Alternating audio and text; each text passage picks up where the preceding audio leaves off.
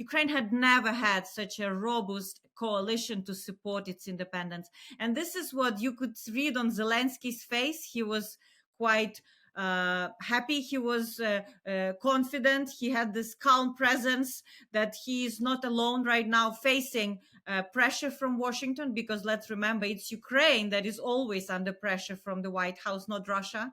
And I think it sent a very, very strong message. I think Trump was taken aback himself, not expecting so many high-level guests to show up so quickly and sit at the table to say why we must have security guarantees for Ukraine. Hello and welcome to Frontline for Times Radio with me, Kate Gerbeau. And this time we are speaking to Orysia Lutsevych, who is Deputy Director of the Russia and Eurasia Programme at the Policy Institute Chatham House in London. She's also head of the Ukraine Forum there and has written extensively about the war. Her latest research paper is called Mobilising Team Ukraine for a Successful Recovery. Really good to see you, Orysia. Lovely to have you on Frontline. Thank you for your time. We have the Trump-Putin summit, the Zelensky-Trump meeting, the Trump round table with the European partners alongside the NATO leader, and of course the military planning meetings. Has any of this, in your view, brought peace any closer or more likely in Ukraine? You're right, Kate. There's been like a frenzy of diplomatic activities. And I was wondering why all of this suddenly, which seemed like very unprepared, impulsive diplomacy, what I would call, happened. And I happened to think about the first call that President Trump and Putin had after Trump was just inaugurated, with no consultation with European partners. He picked up the phone and he called Putin. I think this was the first kind of electric shock that was felt in Europe, that something is happening in the transatlantic unity's position on the war against Ukraine.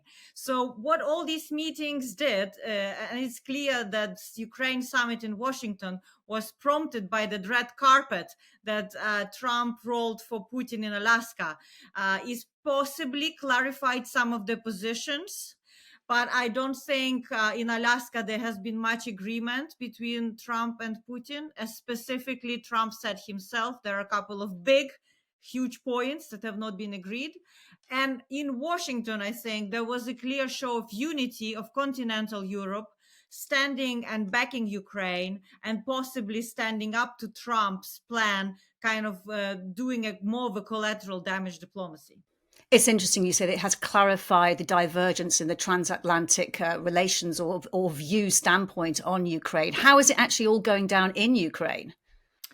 Well, in Ukraine, there was a lot of anxiety ahead of Alaska summit because Trump talked about these land swaps, that Ukraine has to swap some land in order to achieve peace.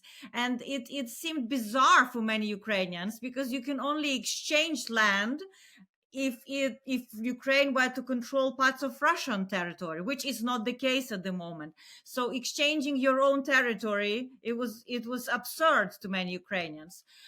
So that caused a lot of anxiety, whether, it would be another Munich, where Ukraine, like Czechoslovakia back in 1938, will be sold down the river to a dictator.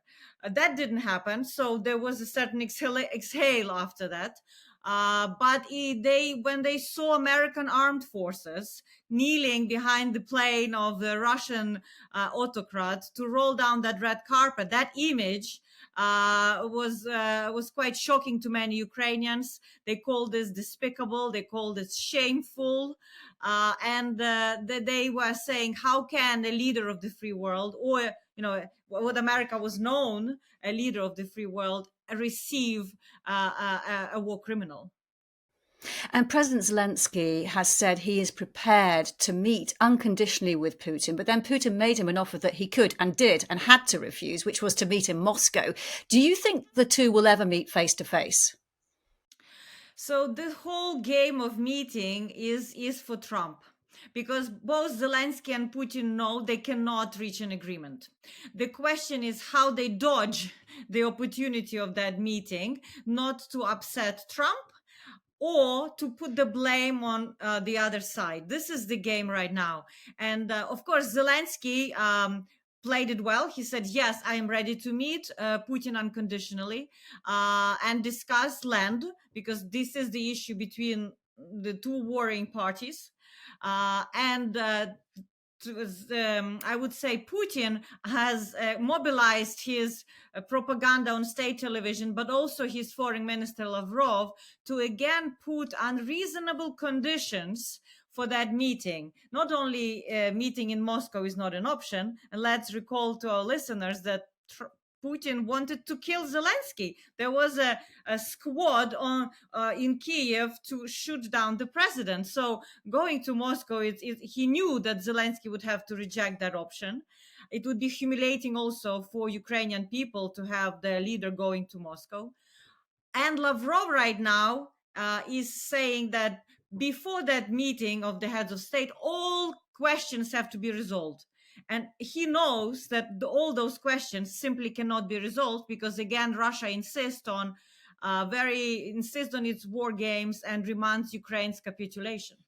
The problem is, isn't it, that Trump's in a hurry to get this resolved, and Putin isn't in a hurry at all. Yes, it's interesting why Trump is in a hurry. A lot of people mention the Nobel Peace Prize, the nomination that comes out. I think it's like October, really soon. So he wants to kind of beat Barack Obama's performance and get this Nobel Peace Prize really quickly. It's interesting that before the Alaska summit, Hillary Clinton even said that she will nominate personally Trump for the Nobel Peace Prize if he reaches peace without Ukraine ceding territory. But there's another motive, I think, why Trump is in a hurry. He is thinking about China. U.S. is preparing for the confrontation with China, including possible military confrontation, and he needs to decouple. That's his fantasy, Russia from China. He thinks that this war against Ukraine cornered Russia into relationship with China because of sanctions, and China is fueling its economy on cheap Russian gas, and the Russian market is replacing other markets for Chinese economy to sustain. This is what he wants to do. He wants to decouple Russia and offer Russia, as we've heard even before Alaska, lucrative economic deals in energy, in the Arctic, in exploration of critical minerals, as if reliance on Russian joint projects would be less risky for America than on Chinese, which is, yeah. If you're President Xi and you're watching what's going on now over the discussions over Ukraine, what you're learning from this is that you have a US president who gives a warning, makes a threat, and doesn't fall through, and is unwilling to put any pressure on the aggressor. Well, absolutely. And China has already succeeded in the strategy of winning over Trump on tariffs, where he basically, as the famous phrase, Trump's always chickens out, says that he backtracked on his red lines and on his tough stance eventually.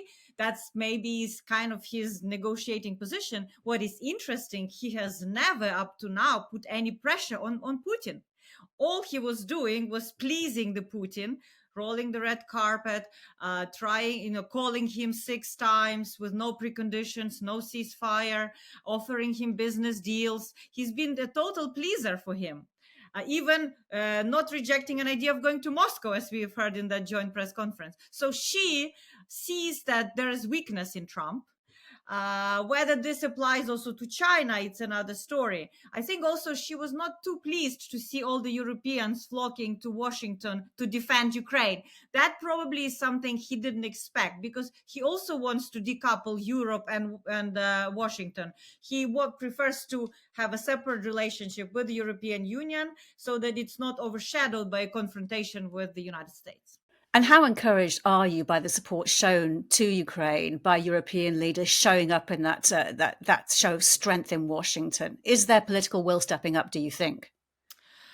As a symbolic gesture, as something that has been put so quickly, where key European leaders dropped everything, their holiday plans, whenever they were, in order to rush together with President Zelensky and stand with him shoulder to shoulder. It's quite a historic moment. If you look at Ukraine's history, very long fight to consolidate its nation from 18th century all the way to Ukraine has lost its independence many times. Ukraine had never had such a robust coalition to support its independence. And this is what you could read on Zelensky's face. He was quite happy. He was confident. He had this calm presence that he is not alone right now facing pressure from Washington, because let's remember, it's Ukraine that is always under pressure from the White House, not Russia. And I think it sent a very, very strong message. I think Trump was taken aback himself, not expecting so many high-level guests to show up so quickly and sit at the table to say why we must have security guarantees for Ukraine. The optics were good, weren't they? It looked good. But what about the substance? How convinced are you that this is actually going to result in any kind of coalition of the willing that provides security guarantees for Ukraine after a ceasefire? Yes, you're absolutely right, Kate. This is a big question everybody is asking. What is Europe willing actually to do? And who are those countries who are willing to guarantee the rest of Ukraine that it's not invaded again by Putin? So I think the preparatory work has been going now since spring, since these first talks, including here in the UK and in France by Macron, that there may be a European military presence on the ground in Ukraine. There were, spikes of information about it, but I do know that behind the scenes, including on the military level, there were planning that this operation has been in works.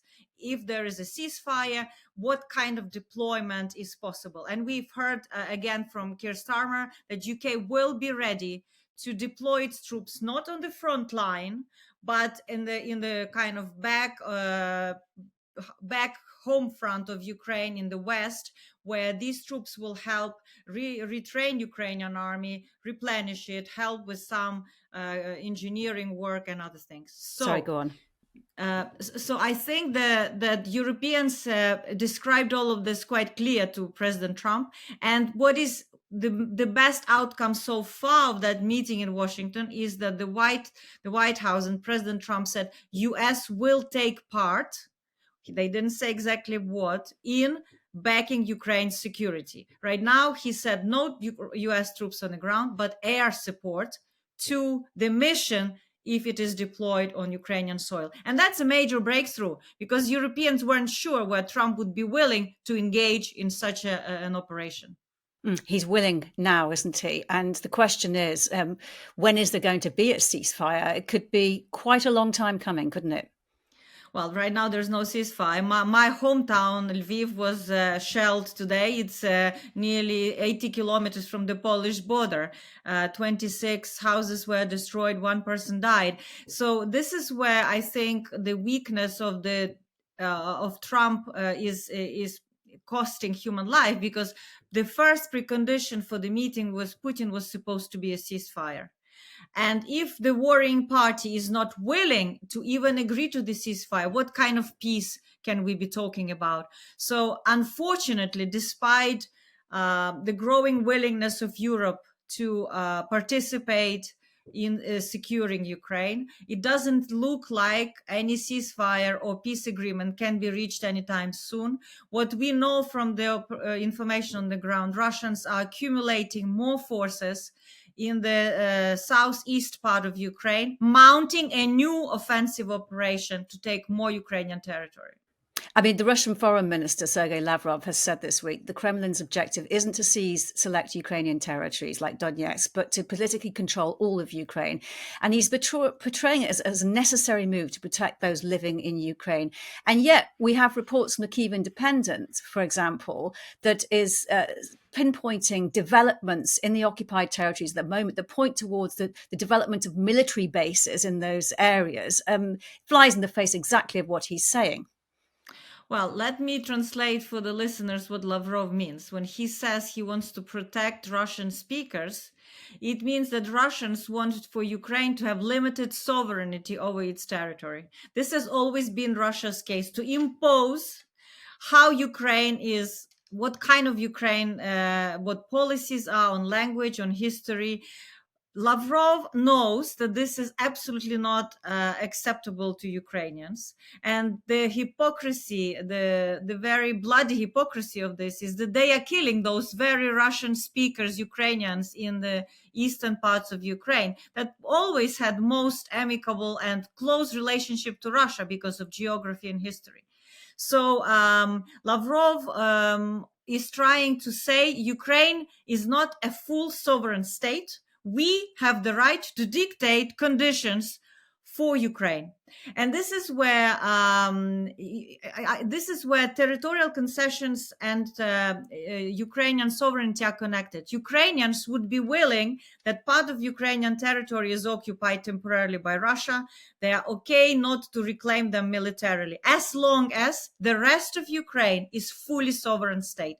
This is what the fight is about, and this is where in Ukraine this war is described as the war for independence. It's true, Russia has plenty of territory of its own, and it has actually enlarged its territory by 0.0006% by occupying these little parts of Ukraine we are talking about. So it's not about territory. And also, the long-term objective would also be to get rid of President Zelensky, wouldn't it? Which, in itself, has always been part of the agenda. How much support is there at the moment for him in Ukraine as a leader, particularly after the events of the last 7 days?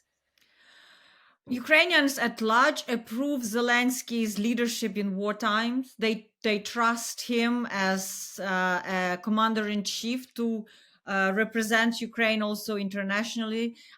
Right now, the numbers of his support are around 60%. There were protests, listeners may recall, around the anti-corruption agenda. There was some backtracking on the anti-corruption progress. And actually, these protests were successful. Zelensky has course-corrected mistakes. That also shows that he listens to the constituents, and Ukrainian democracy, even at times of war, is functional. Right now, Ukrainians approve his policy. I think they believe he represents Ukraine with dignity. And there's no risk for him personally. If there are elections, who knows? He may lose, he may win, he may not even run for another term. But overall, there's no risk to Zelensky domestically as a leader in wartime. When you look again at the kind of comments that Lavrov's been making about the coalition of the willing, saying that they are undermining efforts to secure peace, he's really shifting the focus away, isn't he? And trying to drive that wedge between the transatlantic wedge, I should say, between the US position and that of Ukraine's European allies. What kind of position does this leave President Zelensky in? There's no pressure on Putin. There's only pressure on Zelensky. He's consistently been willing to try and do something about it, but it looks like there will be no progress because, as you said earlier, the likelihood of them meeting face to face is just not likely to happen, is it? Yes, but the seed of that failure was already planted by Putin at his press conference in Alaska. If you listen carefully what he said, and these Europeans, I caution them that they will sabotage the President Trump's efforts of peacemaking. He already pre-accused Europe in obstructing peace process in order to, exactly like you say, to put the Russian spade, in the unity between Europe and US. This is what this whole diplomacy is about. It's not about peace. It's to actually try to have this smokescreen operation for Trump that Europeans are the spoilers, that Zelensky is unreasonable, that he is not willing to take a good deal, as they know for them it's good because it's on their terms, and to create discord, to make Trump smash the door and say, it's happening in Europe, it's your problem, you deal with it. I did my best to help you. You don't want to play ball, your problem. This is the risk. And yet there is sincerity, isn't there, when you have President Trump presenting Putin with the letter from Melania Trump talking about the fate of Ukrainian children. And there is some sincerity from Trump saying that he wants to stop the killing. I think Trump genuinely wants. Nobody would really undermine his intention or doubt his intention to end the war. But I think the question is of on what terms this war end, and this is where Ukraine and Europe is so nervous because they don't want to plant a route for another war right now. For Europe and Ukraine, it's important how this war ends. So many people paid their lives in Ukraine to defend Ukrainian independence, only to give it at the negotiating table to Russia. That is why it's not acceptable. So I think Trump was trying to do everything possible to please Putin, right? To be nice to him, to melt his heart, to send these letters. But he forgets he's dealing with the KGB operative. He is dealing with somebody who launched this unprovoked aggression against an independent state because he has the grandeur, imperialist operation in mind. And again, just to remind that this war is not just about Ukraine. Putin clearly said in November 2021 to Washington when he started invasion that NATO should move to the borders of 1997. He does not want American presence in Europe. And perhaps this is something in common between Trump and Putin. Trump also wants to a bit disengage from Europe. But whether he will risk doing it actually is a big question. This is a big game in town. President Zelensky's chief of staff, Andriy Yermak, has posted on Truth Social that Ukraine is working on a plan with its allies on how to proceed in case the Russian side continues to prolong the war and disrupt agreements on bilateral and trilateral formats of leaders' meetings. What can they do? It's interesting because one of the outcomes of Washington meeting was to set up the working group that is chaired by Marco Rubio, a US State Secretary, to develop this package of security guarantees for Ukraine. Ukraine on its own was already working bilaterally with many countries and it had signed over 30 security agreements. These are not security guarantees, but it's bilateral security cooperation agreements. With the UK, it has signed for 100 years. With US, it has signed for 10 years. So it's creating this web of cooperation on military and defense technologies. The way Ukraine sees it, it needs to maintain a strong army to defend against Russia, and Russia should have no say on the size of Ukrainian army. That's point number one. Point number two, that army should be trained and supplied with the most advanced weapons in order to deter Russia. And that requires Western, supply. And it also means that Ukraine needs a collective security agreement that would list the countries who will come to Ukraine's rescue if Russia invades again. And this is this collective part that requires Europe and requires US. And actually, Giorgia Meloni is the one who is proposing this idea of a NATO type Article 5 security guarantee for Ukraine. And what about the efforts to stop the Kremlin from disrupting agreements on bilateral and trilateral formats of leaders' meetings? What can be done there? Or do you think that actually there's no point in having these meetings at the moment? As I said, the only point of having them is because Trump thinks it could lead to a result. It's kind of a Trump-pleasing exercise. And it's perhaps to close a chapter of this fallacy that you can reach an agreement with Putin at the negotiating table, because it's a myth. This is an existential conflict for Russia and for Ukraine. Usually one side either wins or loses.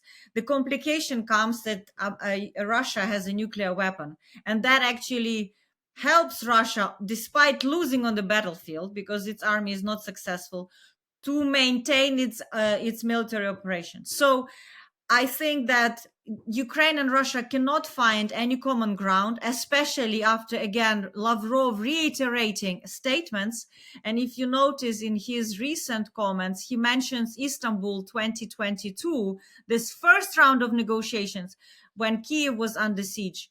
And he always brings back to that point. And these terms that Russians put on the table in Istanbul included limits on Ukrainian armed forces, ban on military exercises jointly with NATO, a lot of points that curtail Ukrainian sovereignty, that we talked about previously. So they are not. They are not. They are in no way changing their position. They are sticking to their lines and no compromise, offering no compromise from their end.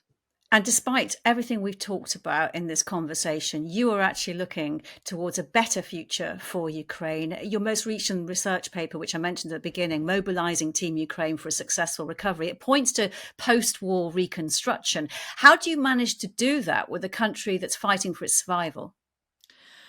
That paper was actually prepared for the Ukraine Recovery Conference that takes place annually.